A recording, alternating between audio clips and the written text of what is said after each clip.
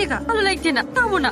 জানুয়ারি লেগে মন খারাপ করছি কেন? ও তোর চরিত্রই খারাপ। ওর থেকে ভালো ছেলের সাথে তোর বিয়ে দেবো। মা, এসব তুমি কি বলছো বলো তো? এদের বিয়ে একবারই হয়। আমি সারা জীবন একা থাকবো তাও ভালো, অন্য কাউকে বিয়ে করতে পারবো না। তোর কাছে সত্যিনের সংসার সে ঘরে বউতে বিয়ে করে চলে আসছে, আর মহারানীর ভালোবাসা উতলি পড়ছে। শিউলে শিউলে গোটা বাড়ি খুঁজে খুঁজে বেড়াচ্ছে, এখানে বসে আছি। আমার শাড়ি কটা কেচে দে রাবণ, আমি পারবো না, ভালো লাগছে না। আমার জিনিস তো ভেঙেছিলাম, জানিস তো পানিতে বেশক্ষণ থাকলে আমার আবার ঠান্ডা লেগে যায়। এমনিতেই দুদিন ধরে খুব খুব করে কাশি হয়েছে। যাবন যা, কাপড় কটা কেচে দে। বলছি তো পারবো না। যাও মা যাও, তোমার জামাই দেখো কাপড় কাচছে, আমার জামাইকে দাও কেচে দেবে।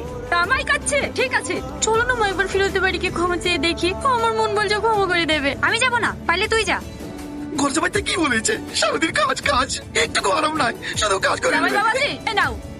হ্যাঁ আমি পারবো না, সকাল থেকে উঠে ঘর ঝাড় দেওয়া, রান্না করা, কাপড় কাচা, একটু আরাম নাই। এইভাবে খাটিয়ে নিলে আমি কিন্তু মায়ের বাড়ি চলে যাবো। দেখো দিনি পাগলের মতন বকছে। আমি তো তোমাকে ছেলে চোখে দেখি, এটা তো তোমারই বাড়ি, মায়ের বাড়ি যাবা কেন?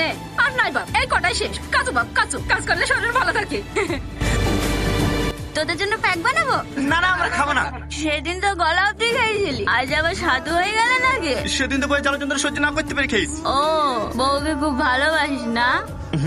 তোদের সততা দেখে বুঝতে পেরেছি। অন্য কোনো ছেলে হলে হয়তো। দিদি তোমরা বিয়ে করনি? করেছিলাম, আমার স্বামী আমাকে এই লাইনে এসছে। তোমার স্বামী তোমাকে এই লাইনে এসে? সব স্বামীরা তোদের মতো হয় না রে। তোদের মতো স্বামী পেলে তো মেয়েরা স্বর্গ পেয়ে যেত।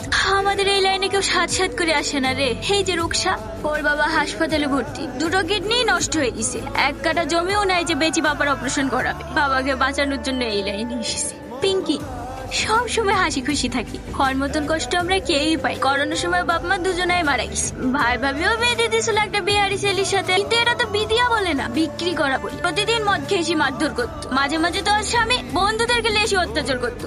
কদিন সহ্য করবে? ওখান থেকে পালিয়ে এসে রাস্তায় বসে বসে কান্না করছিল, আমি আশ্রয় দিয়েছি ওকে। এই সময় বাবা টকটক করছে।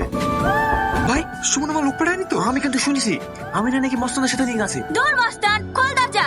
মস্তান থেকে শুরু করে বড় বড় অফিসার এই চাঁদনির কাস্টমার, কারোর বাবার ক্ষমতা নাই। আমি থাকতে তোদের গায়ে হাত দিয়ার। খোল দেখি কোন মস্তান এসেছে।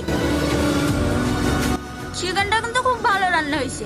এত ভালো রান্না শিখলি কোথায়? 2 বছর ধরে তো রান্নাই করছি। সত্যি তোদের লাগে মায়া লাগছে রে। ওদের কিন্তু জ্বালানো শুরু হয়ে গেছে, আর 2 দিন দাঁড়িয়ে যা, তোদের পা পর্যন্ত ধুয়ে দেবে।